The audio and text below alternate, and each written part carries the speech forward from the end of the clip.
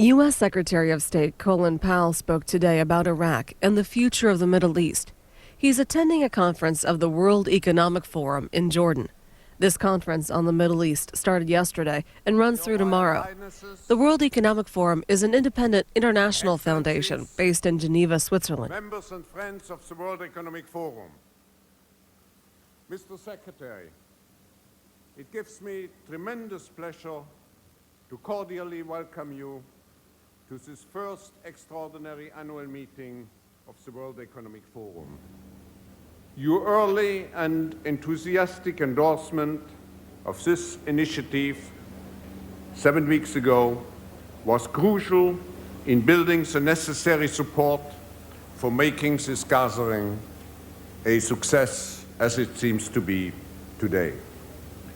Mr. Secretary, your tireless efforts have been crucial to help provide a vision of hope, as we have heard in the last days and in the last session, the entire region strives for. I pay tribute here at the same time to your colleagues at the State Department, many of whom are here with you today, for their dedication and involvement into this difficult process. When you were last time with us, Mr. Secretary, it was late January in Davos. The climate, and I'm not just referring to the weather, was very different from today. But, Mr. Secretary, if I add a personal note, if our members would assemble today, they do it partially here, I think you would have much more comprehension for your decisions which were made at that moment, and I feel you would have much greater support, because the success, the beginning success, shows that you were right. Mr. Secretary, the floor is yours.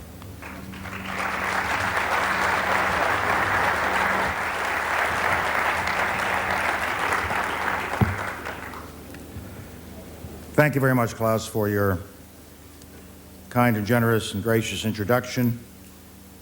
And I want to congratulate you and your colleagues for this wonderful, extraordinary meeting of the World Economic Forum. It is very timely, and I'm very pleased to have been an early supporter of this effort and to be here today. I'd also like to thank His Majesty King Abdullah and Her Majesty Queen Rania and the Jordanian people for the warm hospitality that they have extended to us all. I'd like to extend my congratulations as well to their Majesties for the successful elections that were held in Jordan this past week. We are all inspired by the Jordanian people's commitment to reform and to peaceful popular expression through the ballot box. My friends, yesterday, Professor Schwab and King Abdullah made reference to Davos in January, and Klaus just did it again. It was a time of enormous tension. It was a time of, frankly, anger at that seminar. I will never forget those couple of days that I spent there. And I think it was a bold move on the part of Klaus and King Abdullah and others to decide that, notwithstanding the tension of that moment, let's nevertheless think about having an extraordinary session such as this, not knowing what the future might hold in those weeks and months after Davos. But just imagine if the date they had picked was not sometime in the middle of June, but just imagine if they had decided to do this, let's say, the second week in March. The agenda and the attitude and the atmosphere at that time would be quite different than what we see here today. If we had done it in early March as opposed to this weekend, Saddam Hussein would still have been sitting in Baghdad watching an army assemble, but believing that his tactics of deception and delay would allow him to wait it out, still counting on the world's attention wandering off into another direction as we prepared for another inconclusive debate in the United Nations. If it was last March, the Palestinian people, trapped in the grip of a failed leadership, would still be wondering if they were on our agenda, or when, or perhaps even if, the roadmap that they'd heard so much about, that the Americans had spoken about, that the Quartet had spoken about, they'd be wondering, were they ever going to see this roadmap that promised to lead to a two-state solution? Was there any reason for them to hope that that would come about? In March, the prospect of a war, even a successful one, would have hung heavy over every seminar, over every corridor conversation. Leaders around the world would have been buttoning up and battening down the hatches in anticipation of riots and terror attacks. Economies would have been on hold, waiting for an end to the uncertainty. Perhaps it might have been deemed too difficult, too dangerous for us to have assembled like this. But this is not 3 months ago. This is not March. It is June, and much has changed. The clouds of doubt and uncertainty are beginning to lift. And we can see the outlines of a new Middle East whose people are free to look to the future with hope, who are free once again to dream about what may be. Today, Saddam Hussein and his thugs no longer rule, and the charnel house that was Saddam Hussein's Iraq is apparent to all. All can now see it. We recoil from the face of evil that has been exposed. The mass graves, the drained marshes, the destroyed infrastructure, the utter wreckage wrought by nearly 3 decades of tyranny. But thanks to the political courage and determination of leaders such as President Bush, Prime Minister Blair, and many others, and especially with thanks to the brave young men and women of the coalition's armed forces, the Iraqi people now find themselves liberated from this horror with all the hope and with all the anxiety that freedom brings. But the Iraqi people can know this and can go to bed tonight knowing this, that they will have the full support of the United States, the full support of the rest of the coalition and the international community as they recover to build a new and democratic Iraq, as they come out of this period of horror, as we help them get through the anxiety and uncertainty of the present. Their oil is safe, now starting to ship, and the proceeds will be used only to help them, not squandered on illegal weapons or palaces for dictators. The coalition and the international community, after drifting apart earlier in the year, are now coming together again. The United Nations Security Council has passed unanimously Resolution 1483. In 2 days' time, the United Nations will hold an informal meeting of countries who are prepared to help the Iraqi people. And we hope that this meeting will lay the groundwork for a formal donors conference in the fall that will mobilize the resources Iraqis need to rebuild their country. Even as we look ahead to a new future for the Iraqi people, we must still complete the unfinished business of the past. Many dangers still exist. Our troops are at risk. All problems can't be solved in a few days or a month or two. Saddam's weapons of mass destruction must be found and all of the programs dug up and removed once and for all. The last holdouts from Saddam Hussein's regime must still be eliminated.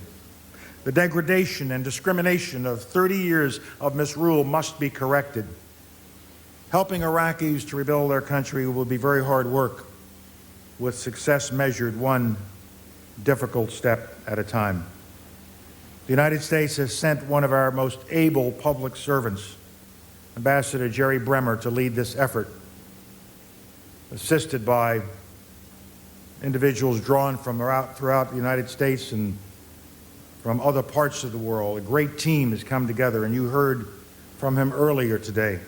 He described to you the strategy we will be following to rebuild Iraq's economy and infrastructure and to begin the political process leading to a return of the country to a new democratic Iraqi government committed to living in peace with its neighbors. Let there be no doubt, Iraq will succeed as a new nation, and we will be there to see it through. The coalition, now joined by the United Nations and the whole international community, has the staying power necessary. We will leave as soon as the job is done and Iraq is ready to take its rightful place in the region's future. In the course of the day, I have heard comments reflecting the desire on the part of so many to transfer responsibility back to the Iraqis as soon as possible. We agree with that. We agree with that entirely. But we must do it in a measured way. We must do it when they are ready to accept that responsibility. And it will take time.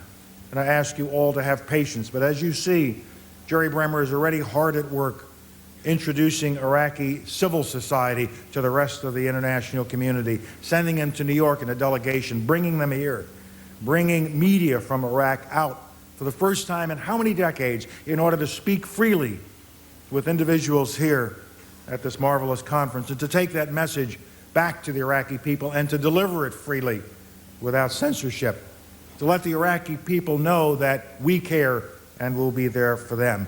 And Ambassador Bremer will continue moving in this direction, to write a constitution, to put in place a political committee that can begin to take on responsibilities, take on authority from the provisional authority.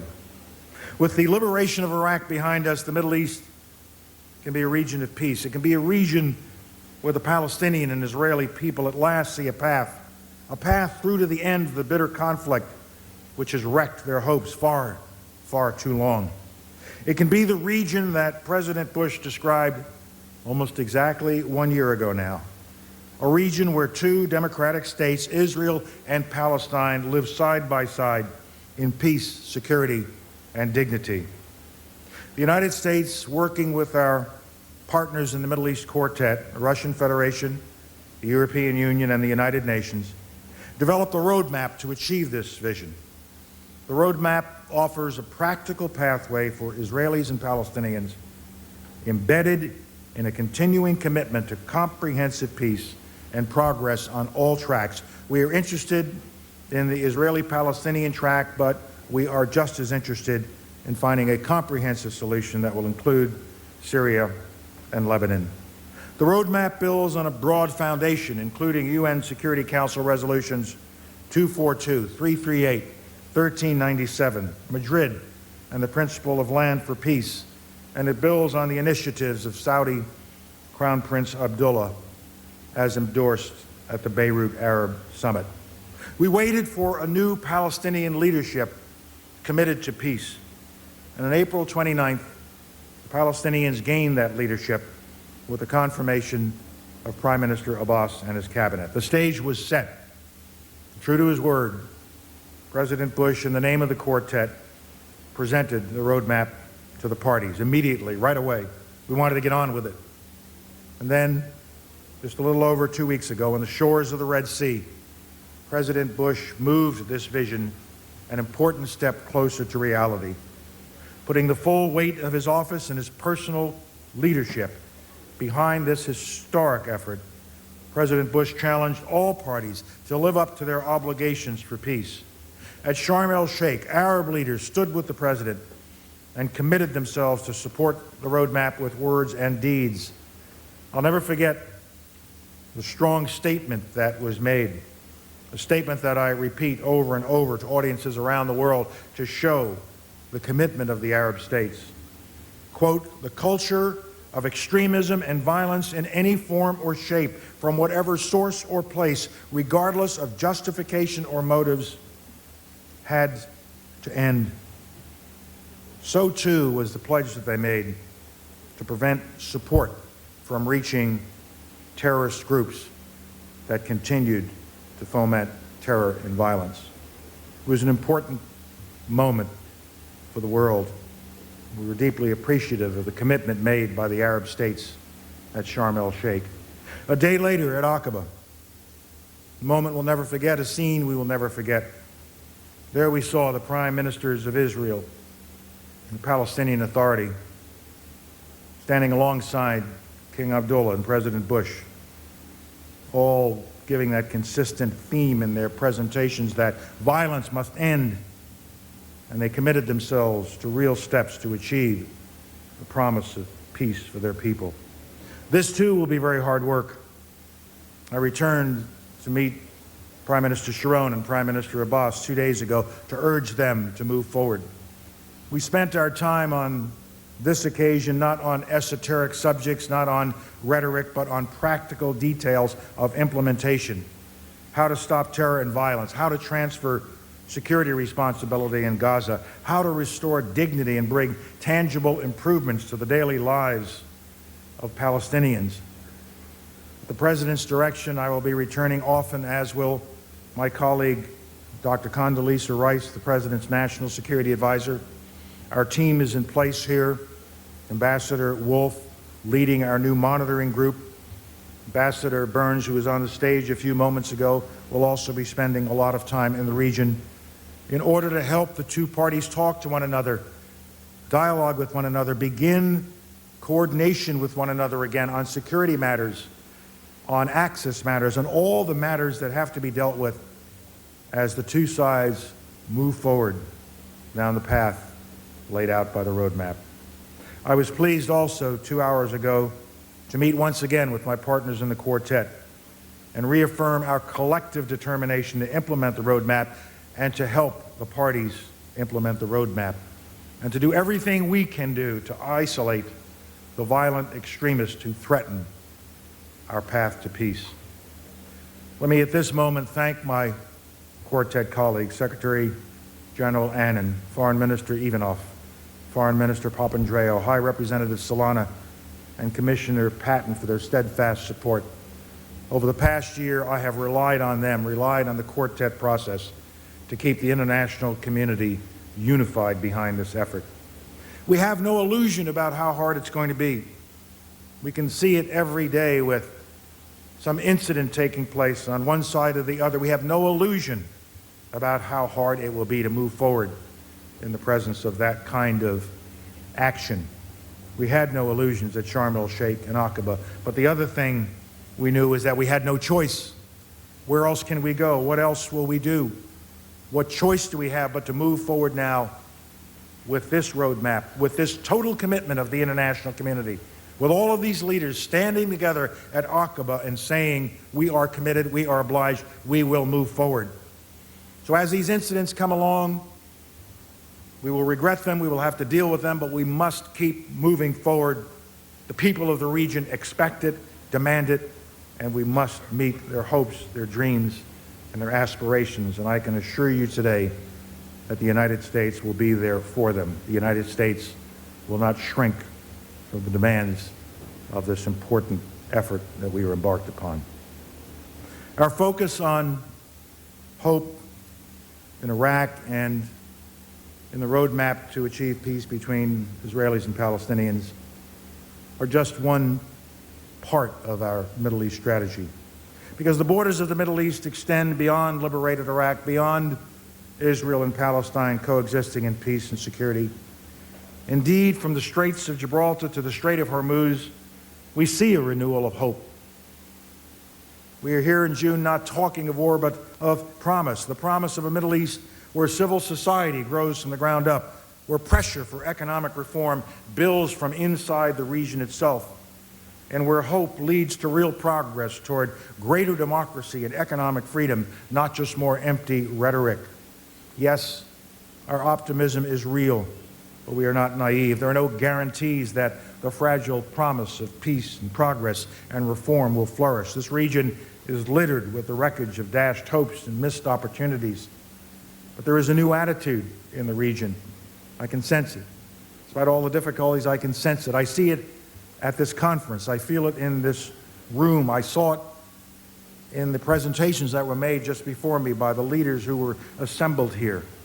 Emerging hope will become firm reality, however, only with the full commitment of all of us, the United States, partner governments, the private sector, and most importantly, above all, the peoples and governments of the nations of the Middle East themselves. The challenge of a new Middle East is one that must be seized by the people and leaders of the region. Enduring democratic change and economic modernization must be driven from within. It can't be, they can't be imposed from outside. And it is our strategy, the United States strategy, to help, to support, to nudge, to encourage, but not to impose.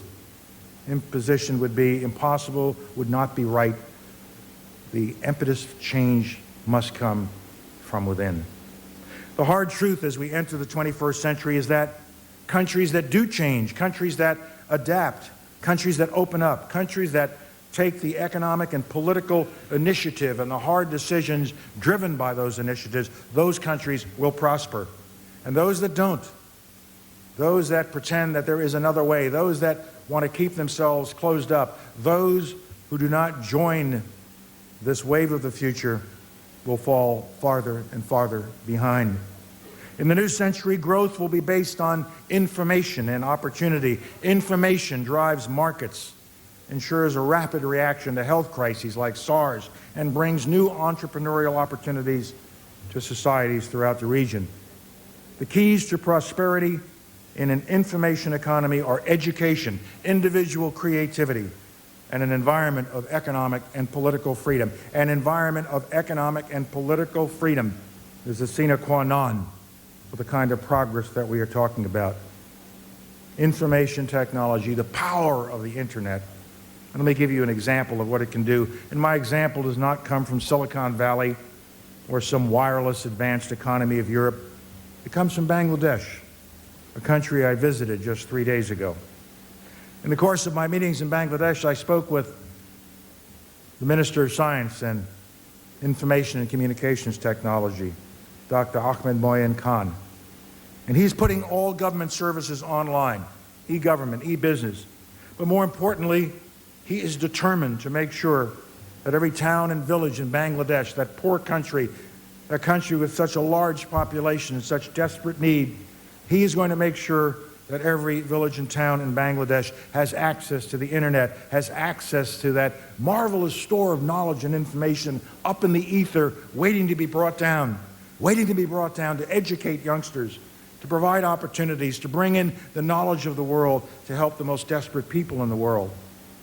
The opportunity to transport knowledge to the poorest Bangladeshi citizens equally, efficiently, and fairly is certainly a major step forward for a nation trying to develop. And it applies around the world, not just in Bangladesh. All of us want to take advantage of these new opportunities, and citizens of the Middle East deserve them as much as those anywhere else in the world, and the United States will do all we can to help them. Last month, in a commencement speech at the University of South Carolina, President Bush unveiled a far-reaching and comprehensive approach to supporting growth, opportunity, and hope in the Middle East. With this speech, President Bush put reform squarely on America's Middle East agenda. As the President proclaimed when he announced his proposals, quote, "Free markets and trade have helped defeat poverty and taught men and women the habits of liberty," unquote. So the President's calls for strengthening trade and investment ties between the United States and the countries of the Middle East, culminating in the creation of a U.S. Middle East free trade area within a decade. That is what he called for. And we are already seeing right here in Jordan the power of the free trade engine. Barely 2 years after Jordan implemented sweeping economic reforms and concluded a free trade agreement with the United States, we are now Jordan's #1 export market. Jordan's exports to the United States, the American market, have increased from barely $10 million in 1998 to nearly $500 million in 2002, sparking growth in Jordan's economy of 4%, all in a region that is in a recession.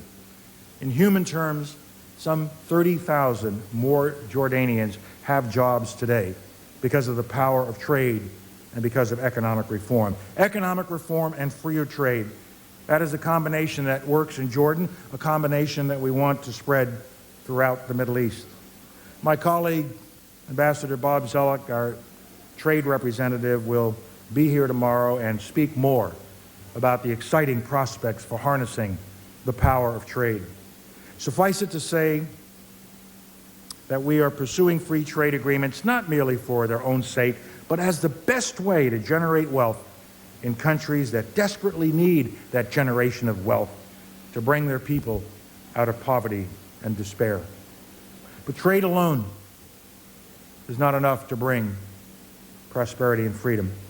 To benefit from the power of the global economy, the people of this region must be empowered with skills, with access to finance, and with freedom. So at President Bush's direction, we have launched an innovative set of programs we call the U.S. Middle East Partnership Initiative. With this initiative, we are increasing our support for those in the region who are already working to broaden economic opportunity. We are working with people on the ground to expand the political and civic participation that lies at the root of a free society. And we are working closely with teachers, principals, and parents to improve education and give kids a better start in life. Recognizing that the region's women too often live on the margins of economic and political life, our initiative places special emphasis on empowering women. In planning our programs, we are looking at what works. Here in Jordan, for example, we have been a prime backer of micro enterprises, the tiny businesses that are often the first steps up the ladder of success. Over the past 6 years, the 4 Jordanian microfinance institutions we have supported have lent some $56 million to 52,000 Jordanian micro-entrepreneurs. Nearly 80% of the borrowers have been women. If you do the math, that's only $1,000 per person. But it's $1,000 that can mean the difference between dependence and independence. It certainly made a difference to Reda Akawi, Narman Abu Hamdan, and Yusra Abdel Hadi, 3 friends and 3 entrepreneurs from the Irbid refugee camp. Reda owned a grocery store in the heart of the camp, just a few blocks from her friend Nariman's clothing and textile boutique. Nearby is the house of Yusra, the camp's famous candy apple maker. Business was good, so the 3 women did what entrepreneurs the world over do. They looked for credit, for financing, to expand their business. They went to the microfund for women and applied for loans. Based on their record of success, based on their determination, their initiative, their willingness to take a risk, they received a group loan of 500 Jordanian dinars per borrower, about $700 each, and with that money they went to work. Still, today, Reda sells camp residents, canned goods, olives, bread, and fresh breakfast sandwiches. Nariman does a thriving business in her boutique, selling wedding dresses and other products, expanding the line.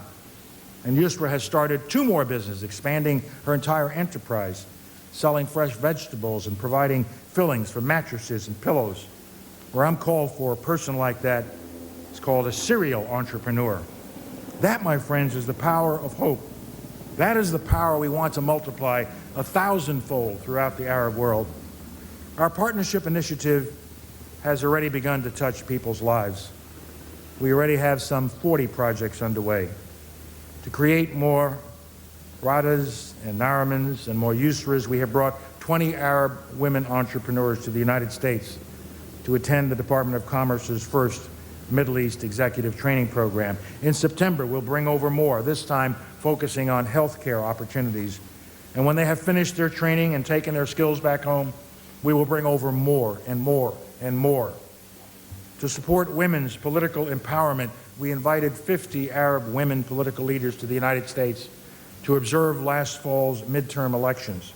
I met them while they were in Washington, and they were a remarkable group, proud of their Arab heritage and eloquent in their dreams of a world where their children could live in peace.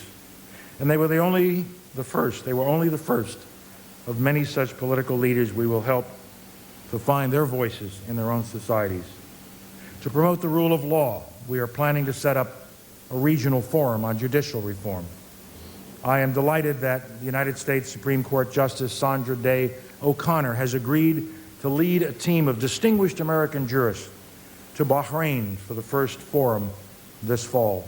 We have also launched programs to improve education throughout the region. In Yemen, for example, we are working with local groups to teach women how to read and thereby gain entry into productive society. In Morocco, we are supporting girls who would not otherwise have been able to go to middle school. We know we are on the right track because we know the people of this region are calling for change, for opportunity, for education, for more than the false promises of intolerant ideology and violence. Look at what is happening in Iran. Students and intellectuals are out in the streets calling for change in a land that has known only shahs and ayatollahs. They are demanding to be part of this new Middle East. President Bush's goals for the Middle East are the same as his goals for America and the world. In his national security strategy, he describes what we want. We want to partner with more nations around the world. We want to champion human dignity. We want to strengthen alliances. We want to work with others to diffuse regional conflicts. And we want to ignite global economic development. Many people have read our national security strategy and said it's a strategy of preemption. Nothing can be further from the truth. Preemption is nothing more than a last resort tool. Our strategy is a strategy of growth, a positive agenda of helping the downtrodden, of fighting disease, creating opportunity by developing cooperative action with other nations. The most important dangers we face today come in many forms, and they come in many directions. Disease, want, terrorism know no boundaries. We cannot stop the proliferation of deadly weapons. We cannot halt trafficking in drugs, trafficking in people. We cannot expand our global economy on our own, doing it by ourselves. We must have partners. You are those partners.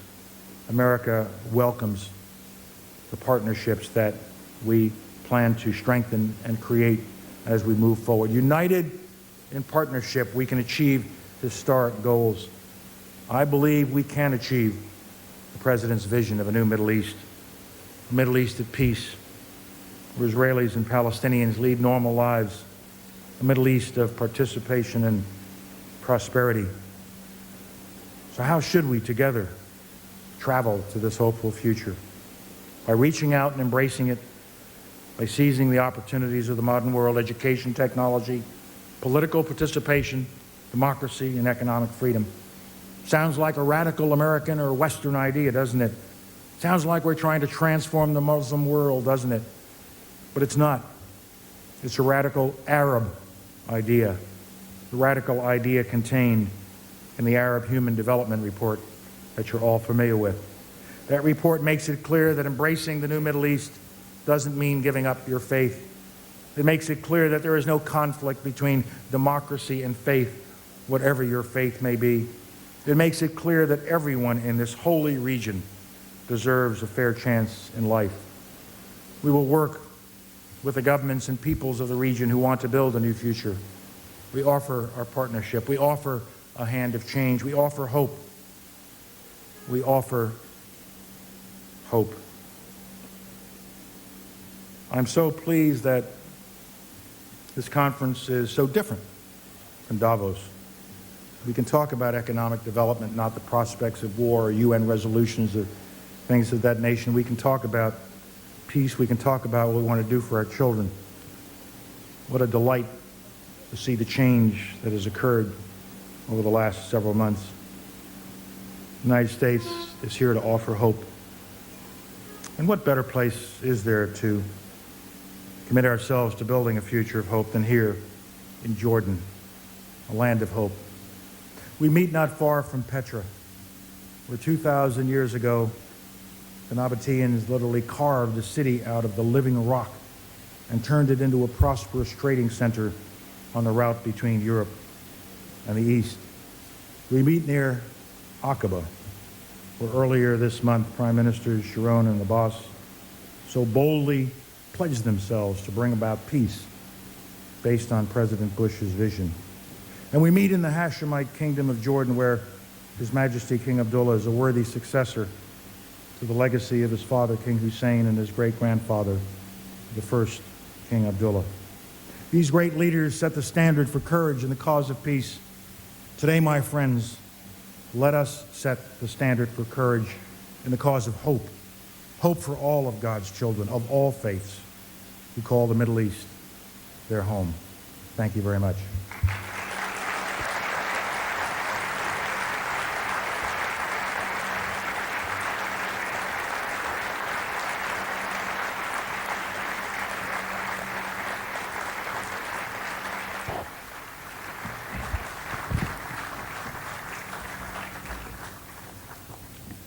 Mr. Secretary, you have shared with us a comprehensive, grand vision for peace and development here in the region.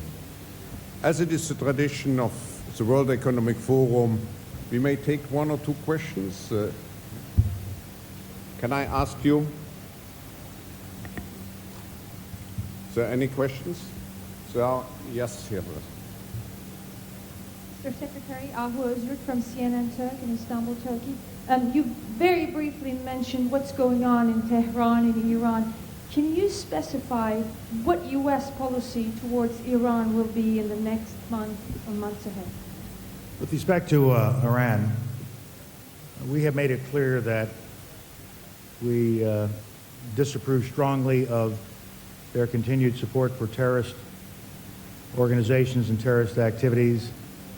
We have made it clear that we disapprove strongly of what we believe is a nuclear program that will lead to the development of nuclear weapons. And I think evidence that has come forward in recent months from IAEA work and other information available to us suggests that that is the case, and we're concerned about it and believe the international community must speak out clearly with respect to Iran's activities. We also hope that Iran will not try in any way to play an unhelpful role in the development of a new democratic Iraq, particularly in the southern part of the country.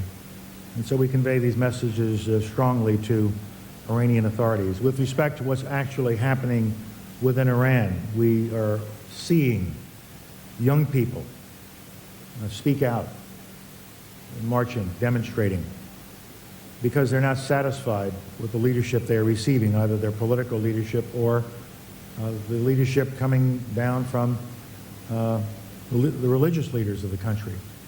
And we encourage the demonstrations not as a way of fomenting trouble, but to say people should be free to speak out. People should be free to express their desires, to express their hopes, to express their concerns. And that's what Iranian people are now doing, and we encourage that. And that's our policy. We're against Iranian support of terrorist activity, against nuclear weapons development program. We hope that the Iranians will not play an unhelpful role in our reconstruction efforts in Iraq. And we are watching what is happening within the country, the churning that's taking place within the population. And we have to provide encouragement and support to those who are seeking the right to speak out.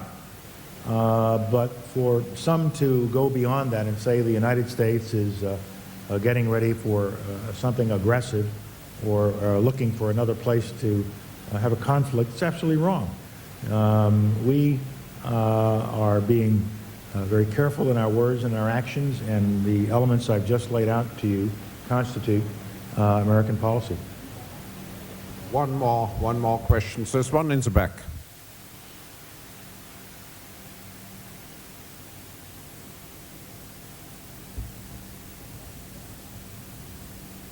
You have a microphone? Yes. Mr. Colin Powell, you know a lot of... Your name, please. Your name, please. My name is Yaqub Nasruddin. You know a lot about the Middle East. Jordan is a moderate country that supports peace for a long time. Do not you think peace players like Jordan should have a greater dividend from peace? Thank you.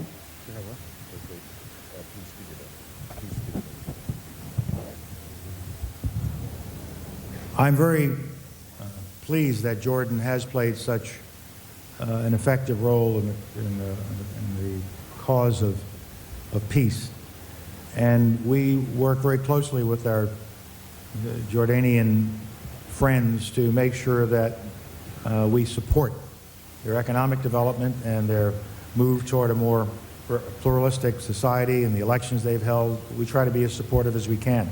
I think that's a dividend. I think the free trade agreement with Jordan can be seen as a dividend, which was not a handout, but a way for Jordan to export more and create jobs. That, I think, is the kind of support we're interested in. We provide a great deal of aid to the world, foreign assistance, not only in the normal accounts that are available to the Secretary of State, but through new programs that the President has created, such as the Millennium Challenge account, which will be $5 billion a year of new money that will go to developing nations. But we also believe strongly that aid is not the ultimate answer. The answer is trade. The answer is entering the global marketplace.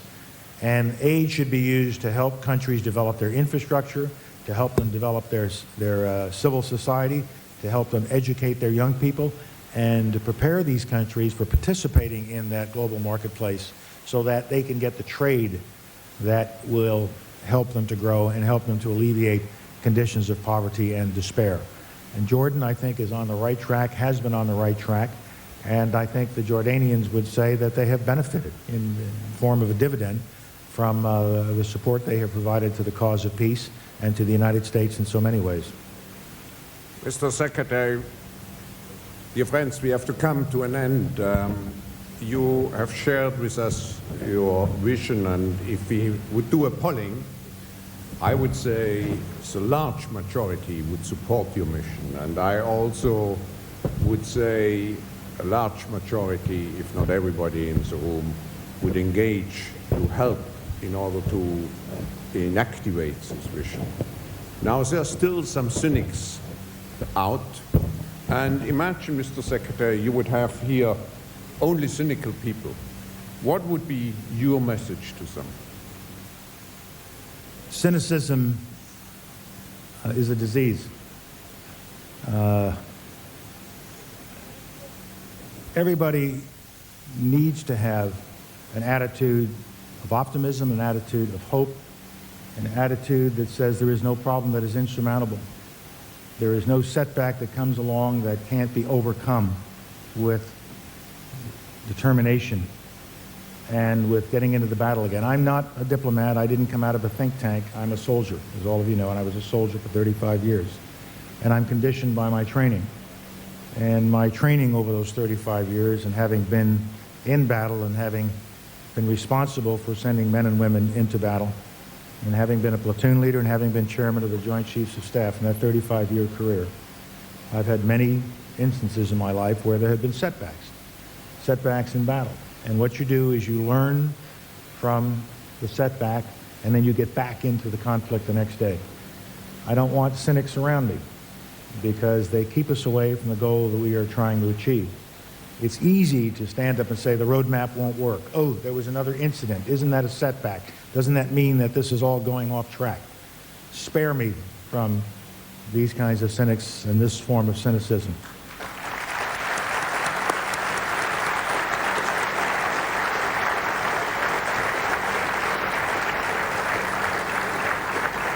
We owe it.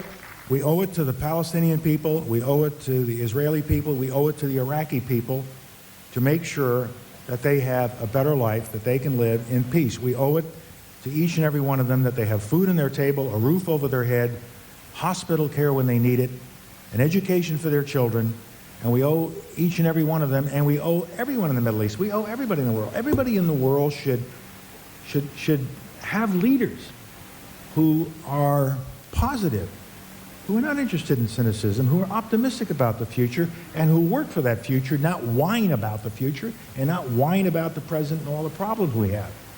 What are we doing it for? We're doing it for the children. We're doing it for the young people in the refugee camps. We're doing it for the young Israelis who are terrified to take a bus. We're doing it for the young Shias in the southern part of Iraq who used to have a wonderful place, their marshlands. We're doing it for them. And so let's not have cynicism destroy the dreams of these children. Children who, for the first time in years, have a reason to have happy dreams. Thank you. Thank you very much, Mr. Secretary.